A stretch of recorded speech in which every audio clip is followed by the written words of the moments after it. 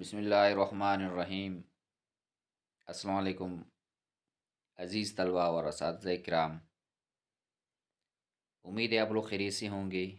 اللہ تعالیٰ سے دعا ہے آپ لوگ سدا سلامت رہے۔ جو حضرات شعر و شاعری سے لگاؤ رکھتے ہیں، ہماتن مطالعہ میں مشغول رہتے ہیں،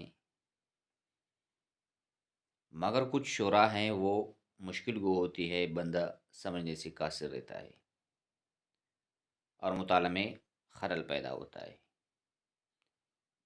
آئیے ہمارے ساتھ رہے، ہمارا چینل اردو گرامر 777 سبسکرائب کر دے۔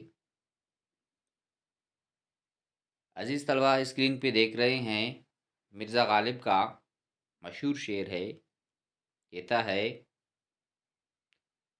آدمی بجائے خود ایک محشر خیال، ہے آدمی بجائے خود ایک محشر خیال، ہم انجمن سمجھتے ہیں خلوت ہی کیوں نہ ہو۔ اس شعر میں چند مشکل الفاظ ہے۔ محشر خیال کا معنی ہے خیالات کے اکٹھا ہونے کی جگہ۔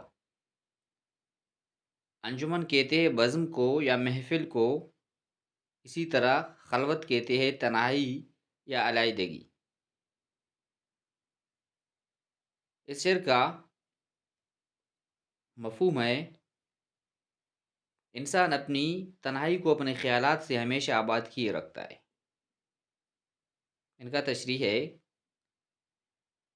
زیر تشریح شعر میں غالب کہتے ہیں کہ آدمی اپنی ذات میں ایک انجمن اور ایک بزم ہے، اس کی خلوت میں بھی جلوت ہوتی ہے۔ تنہائی کی بزم آرائی میں انسان خیالات کی دنیا میں کہیں سے کہیں چلا جاتا ہے، اس کی پرواز تخیل جغرافیائی حدود سے مابرہ ہو جاتی ہے۔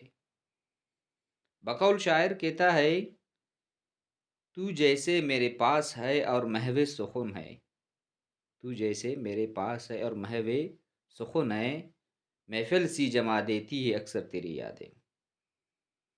انسانی محسوسات اور تخیلات کی دنیا بڑی وسیع ہے، انسان کے باطن میں خیالات کی کئی قیامتیں برپا ہوتی ہے۔ مختلف قسم کے خیالات کی رعنائیوں سے وہ اندر کی دنیا سجائے رکھتا ہے، اس کی سوچیں اسے عالم تخیل کی مختلف دنیاؤں میں گھماتی رہتی ہے۔ یہ بلیغ شعر انسانی نفسیات اور کیفیات کا بہترین آئینہ دار ہے۔ اسی موضوع پر مومن خان مومن کا یہ شعر حرف آخر ہے، کہتا ہے، تم میرے پاس ہوتے ہو گویا، تم میرے پاس ہوتے ہو گویا، جب کوئی دوسرا نہیں ہوتا۔